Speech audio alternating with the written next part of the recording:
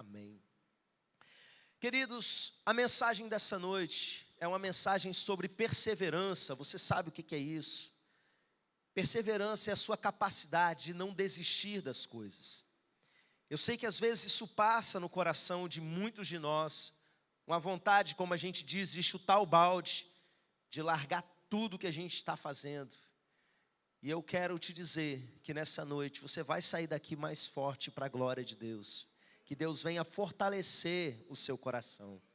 E o texto que nós vamos meditar nessa noite é um texto meio inusitado, não é? Para falar sobre esse assunto. Nós vamos ler sobre a besta que subiu do mar. Abriu aí, Apocalipse capítulo 13, nós lemos assim.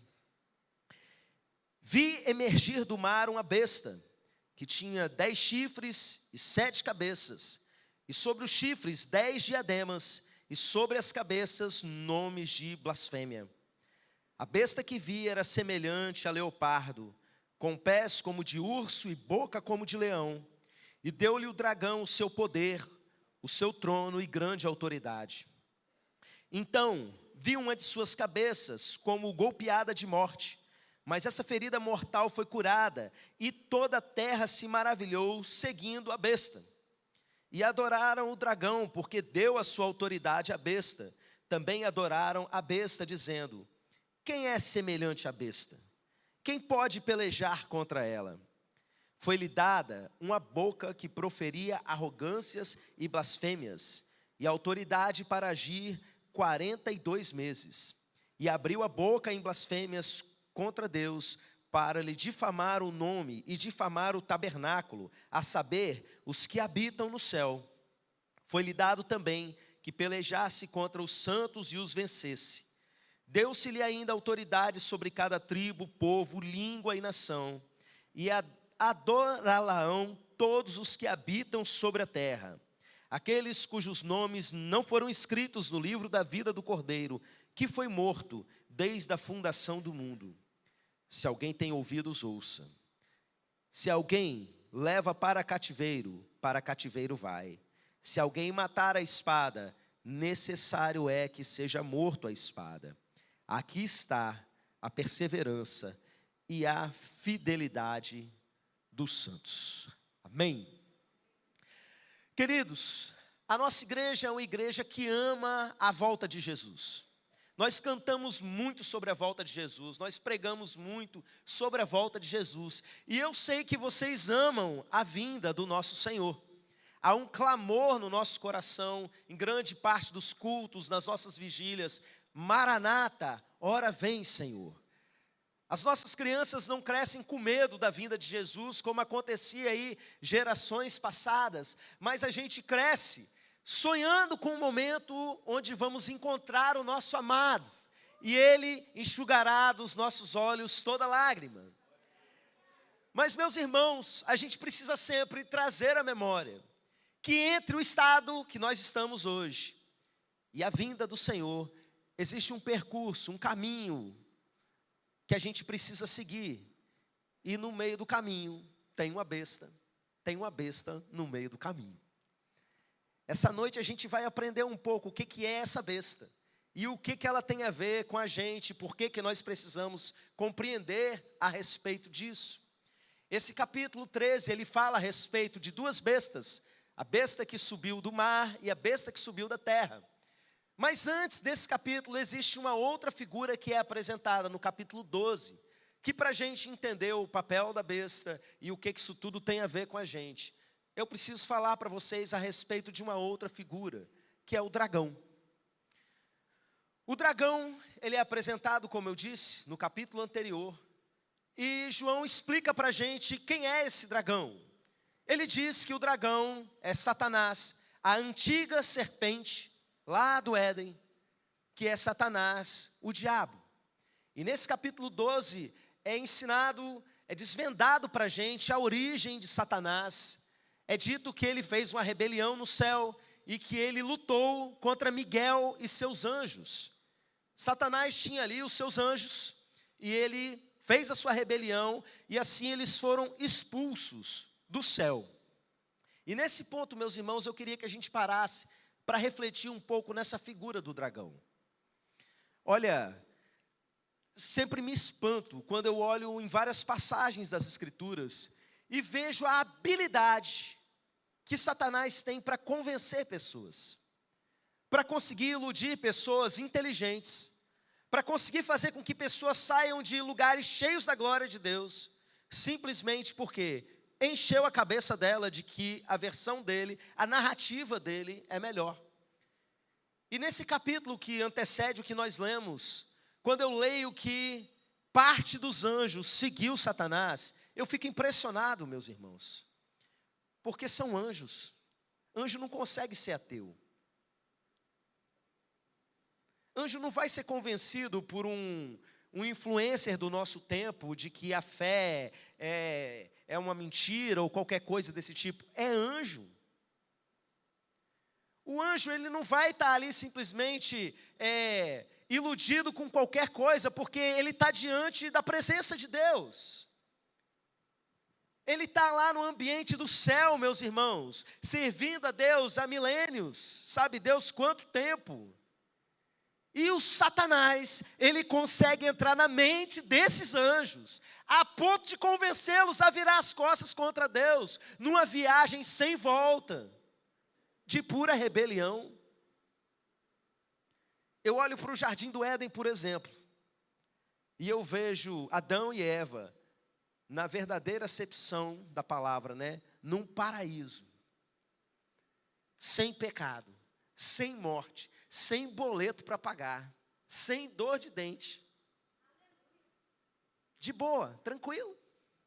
E Satanás consegue lá argumentar com Eva e atingindo assim Adão, de que na verdade as coisas que Deus disse não eram bem assim. Quando você lê, por exemplo, mais para o final do livro de Apocalipse, é contado que o próprio Jesus, antes da vinda da Nova Jerusalém, ele tem um período de governo na terra, o famoso milênio. E ali, meus irmãos, com Jesus já na terra, governando, Satanás é solto da sua prisão, e ele vai lá e convence os reis da terra a lutarem contra o próprio Jesus. Eu estava falando para uma amiga, a pastora Cirlei, vocês conheceram na outra semana, não é? Que não existe ateu no Apocalipse. Existem pessoas revoltadas e iradas contra Deus, mas ateu como na nossa geração não tem. Chega um ponto, meus irmãos, que certas verdades espirituais são inquestionáveis, mas mesmo assim, há um dragão que é capaz de entrar na mente das pessoas e fazer com que elas mudem de ideia e chamem de ruim aquilo que é maravilhoso e se voltem contra aqueles que amam. E eu fico vendo essas situações e eu não tenho como não associar com muitas pessoas que nós vemos nos dias de hoje, que viram coisas maravilhosas na presença de Deus, viveram experiências tremendas na presença de Deus, e hoje estão simplesmente desigrejados, não fazem parte de igreja nenhuma, e para eles tudo bem sobre isso. Cada vez mais distantes de uma verdadeira intimidade com Deus, tudo aquilo que a Bíblia descreve para a gente de comunhão dos santos, de um trabalho realmente militante da igreja do Senhor na terra, e simplesmente foram convencidas a virarem as costas para Deus. Fecha parênteses, para que você entenda, não subestime o poder do diabo. Ele é ainda a mais audaciosa das criaturas, dos seres criados. Então fique esperto com relação a isso. O capítulo de número 12 encerra da seguinte forma: é dito que Satanás foi expulso do céu, e ele desceu à terra com grande ira, sabendo que pouco tempo lhe resta. E ele começa uma guerra, e uma guerra que não é contra Deus. Satanás não está simplesmente lutando contra Miguel, seus anjos, tentando derrubar Deus do trono, nada disso. O texto diz que a guerra dele é contra nós, aqueles que guardam os mandamentos de Deus e o testemunho de Jesus. Ele declara guerra contra os seguidores de Cristo, contra eu e você. E o capítulo termina com Satanás se colocando em pé na areia do mar. E assim começa o 13. No momento que Satanás se coloca em pé na areia do mar sai uma besta. E o que é isso? Eu achava isso engraçado quando eu era criança. Preciso confessar para os irmãos. Porque besta para a gente, na língua portuguesa atual, não tem o mesmo significado que tinha no texto original. Aliás, para a gente hoje, a manutenção dessa palavra besta é só uma questão de tradição. Porque não é besta que o texto original está falando. No Brasil, nós temos 2 significados para besta. Um é animal de carga. Um jumento, um cavalo, é chamado de besta. E outra é nesse sentido de uma pessoa que faz alguma bobagem, né? É um besta mesmo. Se for um mineirinho lá do interior, lá que você besta, sou. Ainda tem esse besta, né? Do sotaque mineiro, que é essa pessoa assim que, tá fazendo alguma bobagem aí, é um besta. Então eu li, uma besta que subiu do mar, eu dava na risada. Mas, meus irmãos, quando você vai para o texto original no grego, uma melhor tradução para a palavra besta seria fera. Há uma fera sendo chamada das águas pelo próprio diabo. E essa fera é uma fera monstruosa. Ela é descrita de uma forma simbólica, que eu diria que é até difícil de ser desenhada, embora muitos artistas tentem fazer qualquer representação que você veja, eu quero que você entenda. Isso são apenas símbolos. No Apocalipse, quando você vê números, número 7, número 10, número 12, não necessariamente são números literais, mas eles dizem respeito a um símbolo que esse número transmite dentro da cultura hebraica, dentro da literatura apocalíptica e principalmente dentro da literatura profética. Cada um desses animais vai carregar um significado. E a gente vai ver alguma coisa pouca, dentro disso na mensagem de hoje. Só aquilo que é necessário para a gente entender o todo que nós precisamos entender nessa noite. Essa besta, ela tem 7 cabeças, 10 chifres e diademas, se não me engano 10 também, não é? Diadema, em algumas traduções, vai chamar também de coroa. E ela, ao mesmo tempo que ela é um leopardo, ela tem pés de urso. E ela tem uma boca de leão.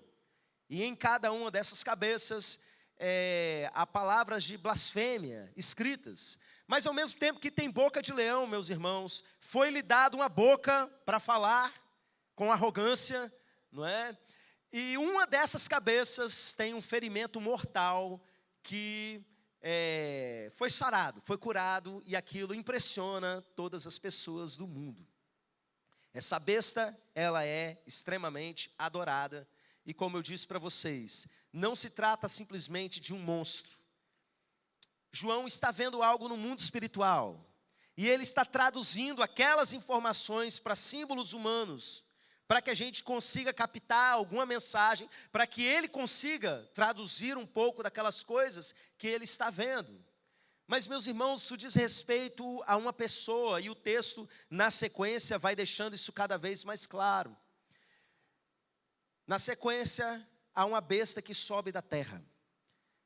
E essa besta, ela tem também algumas características que eu quero mostrar para vocês agora, em conjunto, dessas 3 figuras. O dragão, a besta que subiu do mar e a besta que subiu da terra. O que nós temos aqui é a chamada trindade satânica. Você já tinha ouvido falar dessa figura? O dragão tenta de alguma forma imitar o que Deus faz. Então ele, tentando ser Deus sobre os seres humanos, o que ele faz?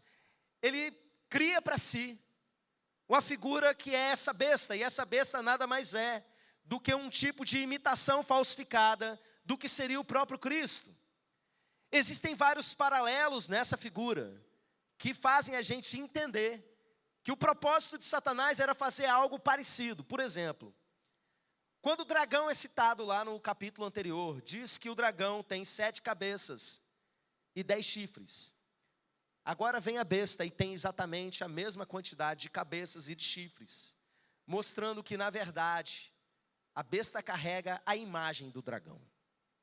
A Bíblia diz que Jesus é a expressão exata do Pai. Jesus é plenamente a imagem do Deus invisível.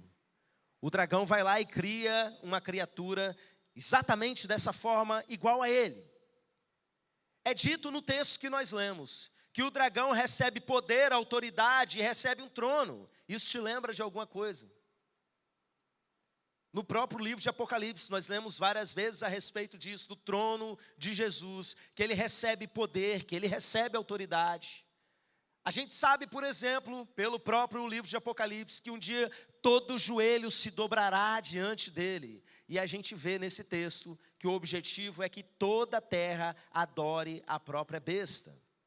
Existem muitos paralelos que, se a gente for esmiuçando, a gente vai percebendo cada vez mais. Por exemplo, essa besta recebe a adoração das pessoas. E a adoração é claramente uma imitação. Quem é como a besta? Como a gente canta, quem é como o Senhor? Quem é capaz de vencer a besta? E aí surge essa outra besta, que é a besta que subiu da terra. Ela seria um tipo de imitação do Espírito Santo, porque todo o papel que ela desempenha tem a ver com apontar para a primeira besta. Assim como o Espírito Santo realiza sinais, prodígios no nosso meio, e aponta na sua obra para a pessoa de Jesus. Essa besta que sobe da terra, ela faz até descer fogo do céu, faz diversos milagres e leva o povo a adorar a primeira besta. Eu olho, meus irmãos, para toda essa comparação que Satanás está fazendo e eu percebo algo muito claro. Satanás está colocando um substituto de Deus no coração do ser humano. Existe uma frase famosa que diz que há um vazio no coração de todo ser humano, e esse vazio é do tamanho de Deus. Há um buraco dentro de cada um de nós, que só o próprio Deus é capaz de preencher, e por isso o ser humano sempre busca algo para se saciar. Toda a nossa busca na carne, por saciar a nossa carne, nada mais é do que um desespero pela presença de Deus. E o que Satanás faz é, eu vou criar algo para entrar no coração do homem, para chamar a atenção dele, para ser a própria Trindade colocada no lugar. Só que tudo ao contrário, só que tudo para satisfazer a carne. Por exemplo, enquanto Jesus, ele é aquele que é o maior exemplo de humildade, que se despiu das suas glórias, mesmo sendo Deus, não usou isso, se esvaziou a si mesmo. Aqui a gente vê que é o contrário, é a arrogância.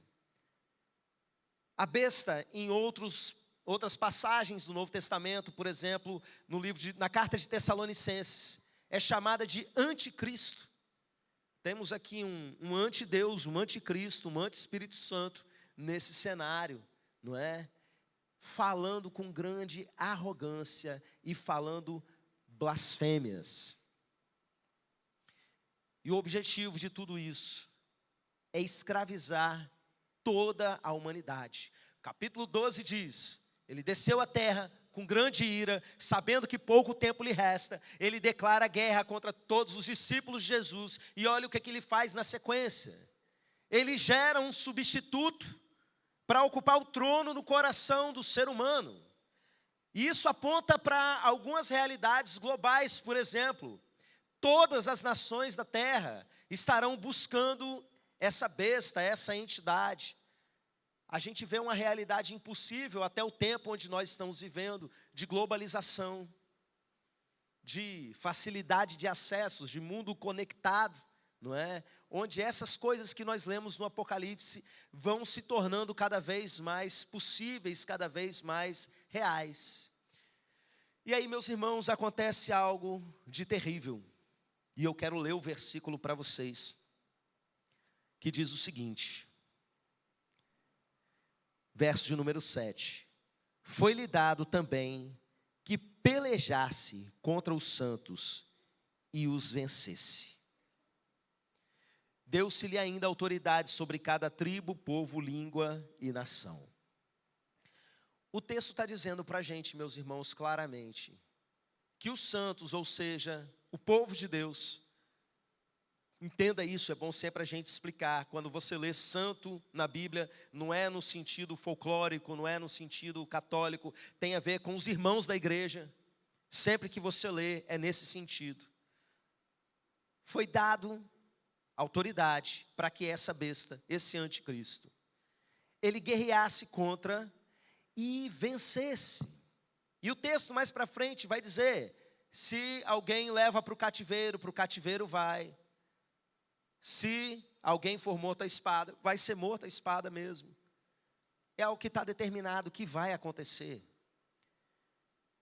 Esse momento de grande perseguição à igreja, em que nós seremos perseguidos, presos e mortos, é o que foi profetizado pelo próprio Jesus. Jesus disse algo que muitas igrejas têm preferido ignorar, que é basicamente o seguinte: nós seremos odiados de todas as nações. Antes que venha o fim, haverá uma perseguição como nunca houve em toda a história da humanidade.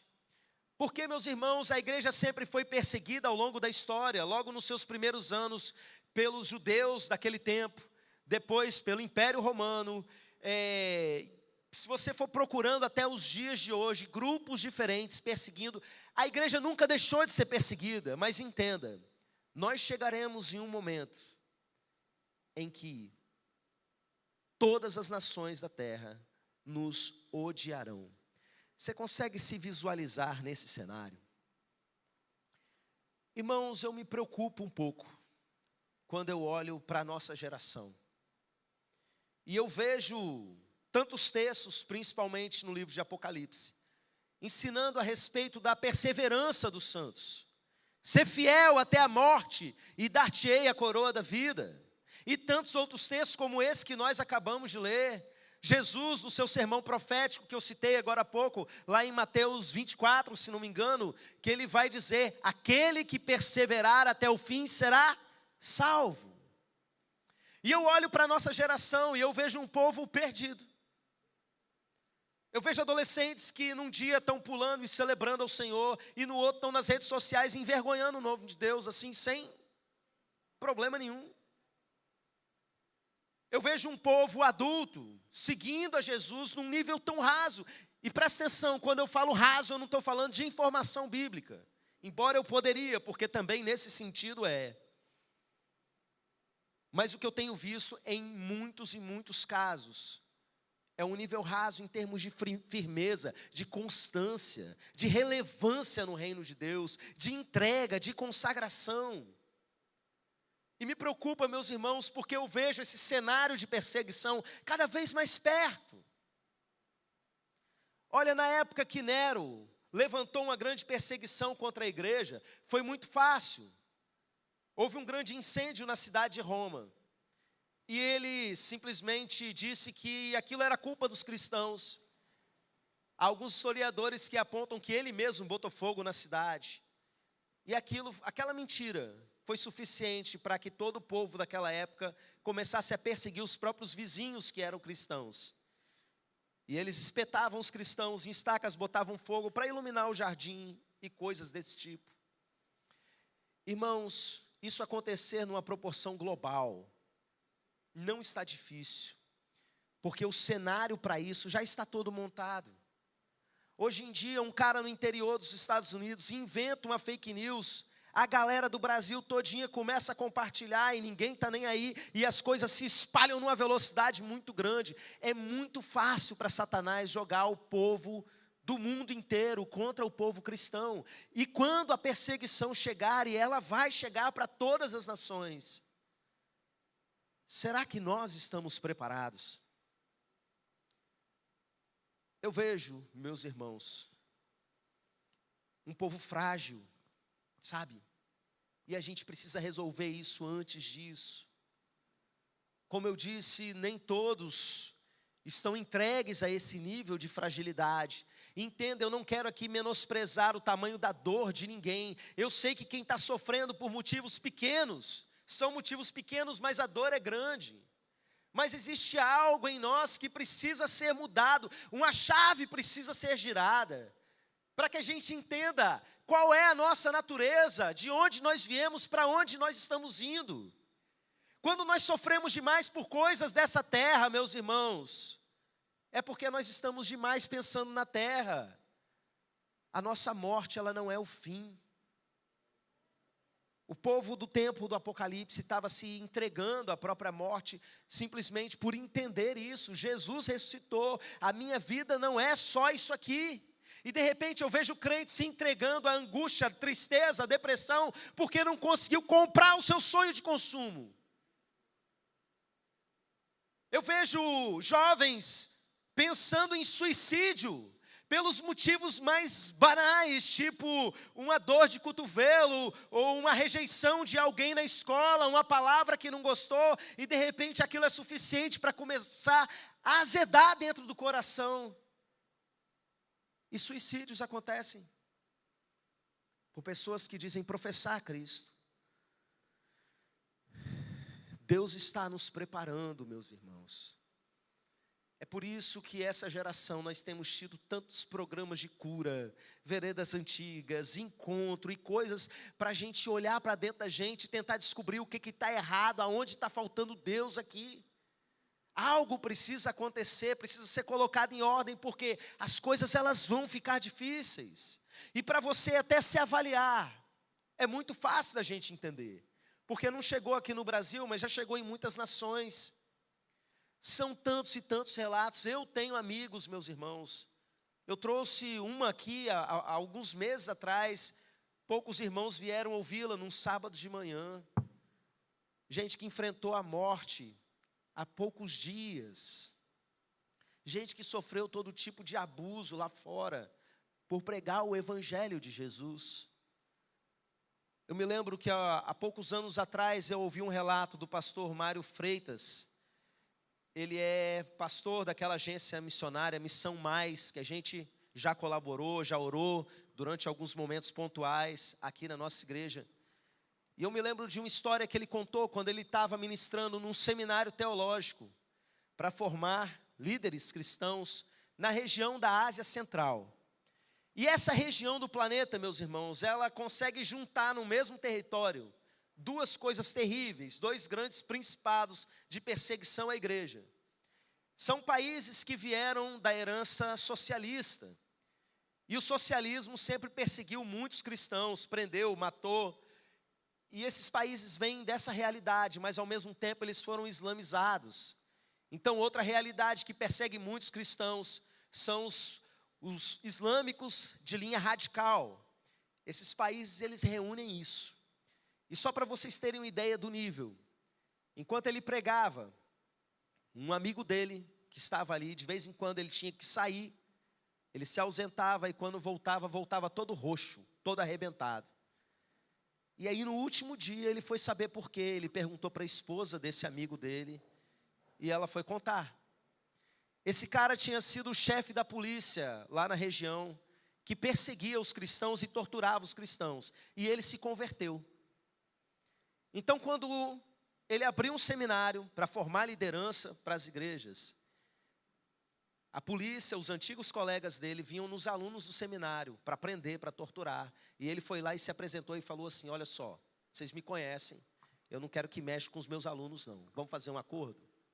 Eu venho aqui e me apresento, e vocês me torturam, me batem, fazem o que vocês quiserem, mas deixem os meus alunos em paz. E meus irmãos, uma vez por semana, esse homem vai lá para ser torturado com hora marcada. Isso não é história para impressionar a igreja não, meus irmãos. É de gente que está lá no campo, realmente, de fato, servindo, trabalhando. Ele falava isso ali com a voz embargada, contando.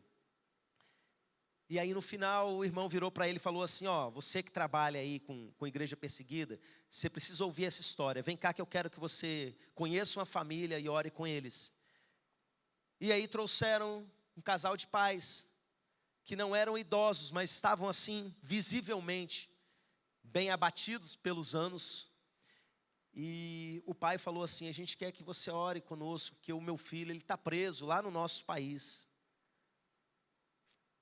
Ah, mas que assim? Como assim ele está preso? Quantos anos ele tem? Ele tem 16 anos. E a cabeça dele de brasileiro já associou, deve estar tipo numa FEBEM, alguma coisa assim, né? Um centro de detenção para menores. Não, não existe isso lá não. Ele está preso com outros criminosos, adultos, tudo misturado. E meu Deus, mas o que ele fez? Ele pregou o evangelho para um colega de escola. e o colega de escola aceitou Jesus. E a lei diz que a pessoa que se converte do Islã para o cristianismo deve ser morta. Então fuzilaram o colega. Mas não tinha lei para quem prega. Então eles prenderam ele. E ele está lá. E aí a mãe levantou a cabeça, filetinho de lágrima descendo. E ela fala assim: pastor, eles torturam o meu filho todos os dias. E aí ele perguntou: torturam como? O intérprete ficou até sem jeito, porque é uma pergunta indelicada para se fazer para uma mãe. E a mãe disse: eles pegam agulha e colocam debaixo da unha. E eles fazem isso para que ele negue Jesus. Aí o pai disse assim: é o único recurso que eles têm. É o único jeito que eles têm para ver se ele nega. Aí o pastor perguntou, já sabendo a resposta, e ele negou? E o pai abriu o sorriso. Pastor, ele já ganhou 138 pessoas para Jesus naquele lugar. E a preocupação era dele ali, como é que essa mãe fica sabendo, meu Deus, será que é nesse horário do dia que meu filho está sendo torturado? E o pai falou: olha, a gente prefere pensar que Deus não nos deu simplesmente um filho, nos deu um missionário, e ele está lá dentro ganhando pessoas para Jesus.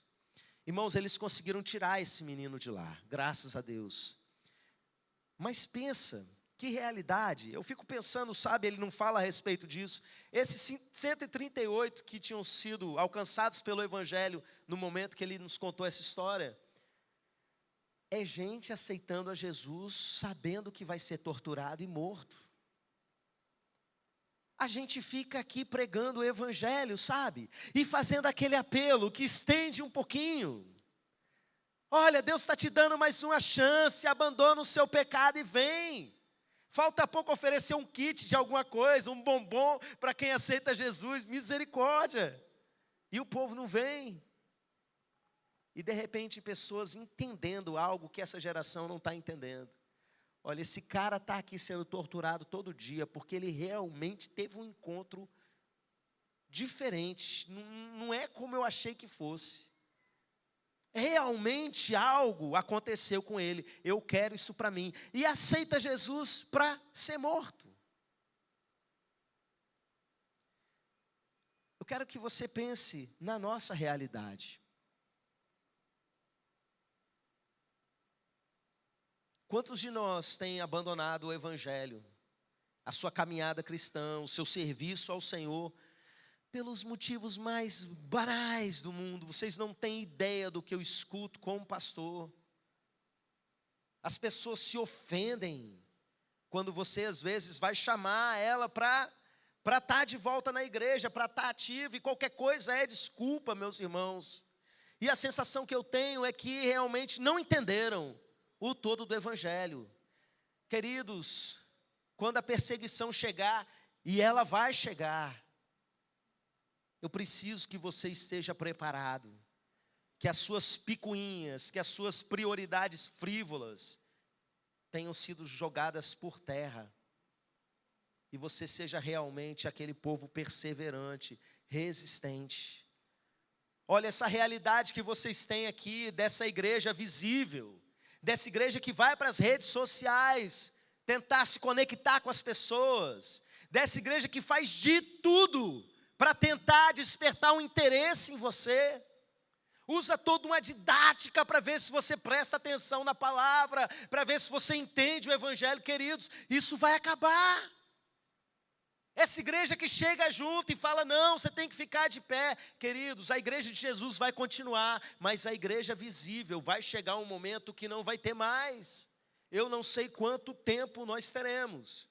Eu trabalho como se eu tivesse 50 anos pela frente, mas pode ser que seja daqui para ali. Todas as campanhas, todos os planos, todo o trabalho missionário que a gente está fazendo, pode ser que seja interrompido da noite para o dia. E quem vai ficar de pé? O texto dá a resposta para a gente. Vamos voltar para o texto?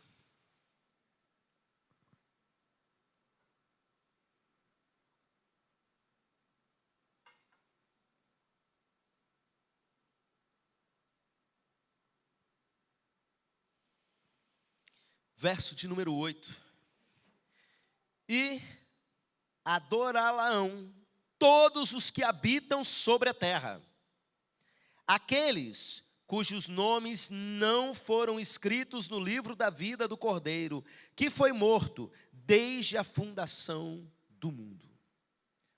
Então eu quero que você preste atenção nessa verdade. Ele diz que essa adoração à besta, ao anticristo, ela vai acontecer para todos os habitantes da terra, mas tem uma exceção. No meio desse todos, existe um grupo que não vai se render. E quem é esse grupo? Esse grupo é aquele grupo que os seus nomes estão escritos no livro da vida desde antes da fundação do mundo. E deixa eu clarear um pouquinho, porque como é que fica isso? O nome já está pronto, não está, não é? Queridos, existem algumas passagens bíblicas que elas colocam as coisas do ponto de vista da eternidade, e outras colocam do ponto de vista humano. E é por isso que a gente tem tanta rixa no meio teológico, por não entender essa pluralidade de pontos de vista dentro da própria Escritura. Mas eu quero que você entenda. Alguns textos vão colocar dizendo a respeito da nossa vida dentro do tempo. Mas aqueles que são vistos do ponto de vista da eternidade, Deus está fora do tempo. E João, que está escrevendo Apocalipse, ele dá uma saidinha e vai lá na eternidade. E ele volta. Então, entenda, do ponto de vista de Deus, daquele que está fora da eternidade, a lista de entrada nessa festa de casamento já está pronta.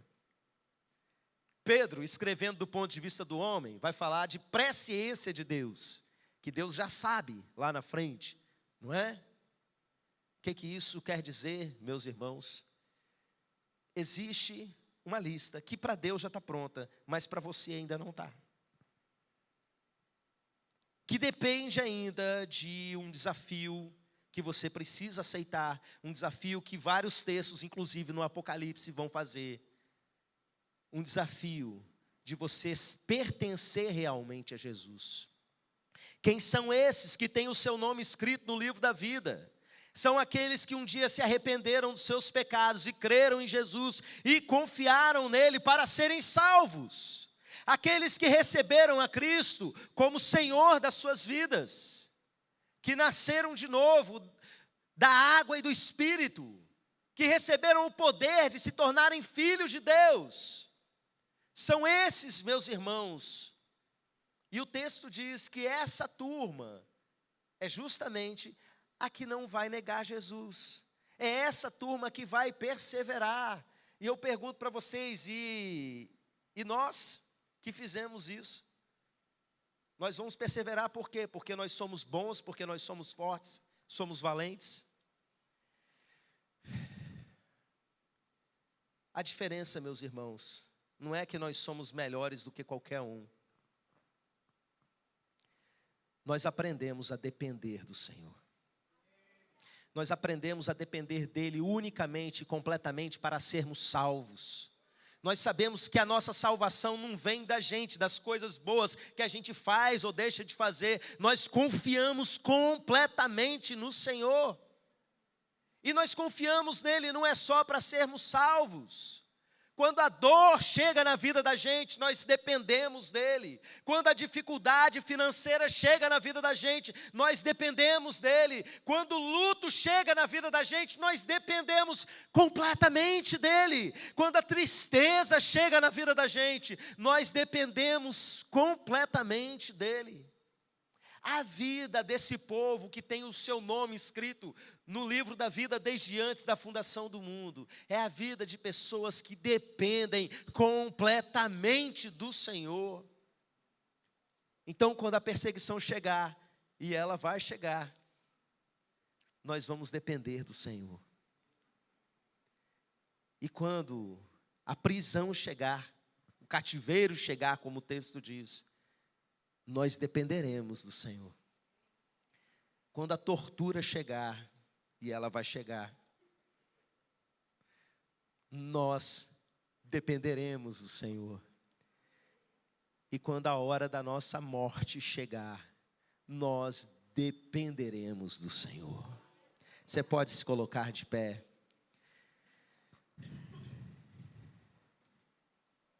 Você faz parte desse grupo.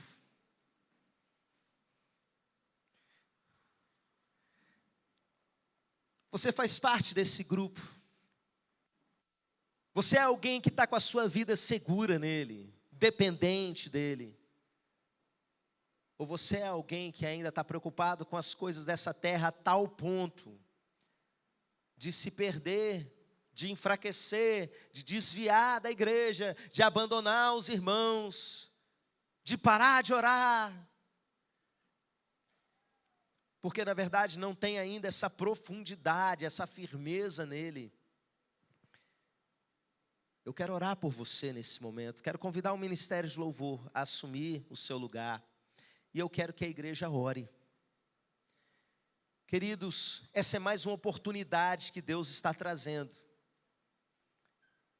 para que nós nos preparemos. Essa é uma oportunidade que Deus está trazendo para você, tanto de se firmar mais na presença dEle, quanto você que sabe que não tem firmeza nenhuma ainda, para se render e se entregar por completo ao Senhor. Seja alguém que simplesmente confia nele, que se entrega. Nesses últimos dias eu tenho orado por mártires. Eu tenho orado para que Deus gere no coração da nossa juventude um coração realmente pronto a seguir a Jesus até as últimas consequências. Não de gente que frequenta uma igreja enquanto é legal os relacionamentos e daqui a pouco debanda por qualquer motivo, mas de pessoas capazes de seguir a Jesus até a morte, até as últimas consequências, sabe? Eu sei de pessoas, de jovens que têm sentido isso, que dos dons espirituais que receberam, um deles é o dom de martírio, e sabem que vão para fora, e um dia vão morrer pelo Senhor. Eu tenho orado para que Deus levante isso na nossa geração. Irmãos, nós temos muitos jovens vocacionados na nossa igreja, e alguns deles já estão começando a se preparar para ir. Em pouco tempo nós vamos enviar pessoas para várias nações e para vários lugares do Brasil. E na minha família eu tenho, entre os meus filhos, gente que Deus já mostrou para mim e para ele, que ele vai ser enviado. E eu não falo isso no sentido de, estou orando para Deus mandar o filho dos outros, não. Eu estou vendo o que Deus está fazendo. Para mim, morrer por Jesus será uma grande honra. E eu quero dividir esse sentimento com vocês. Feche os seus olhos e ore por salvação. Ore por conversão nesse momento.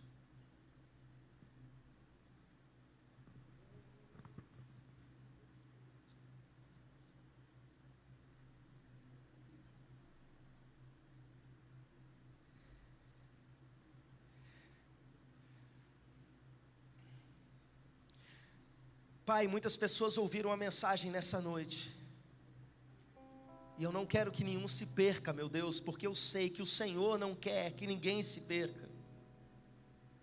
Nos ajude a olhar para a eternidade, meu Pai. Meu Deus, nós cremos que essa perseguição que já existe lá fora, ela vai chegar aqui em algum momento, ou nós iremos até ela em algum momento. Meu Deus, nos faça estar preparados.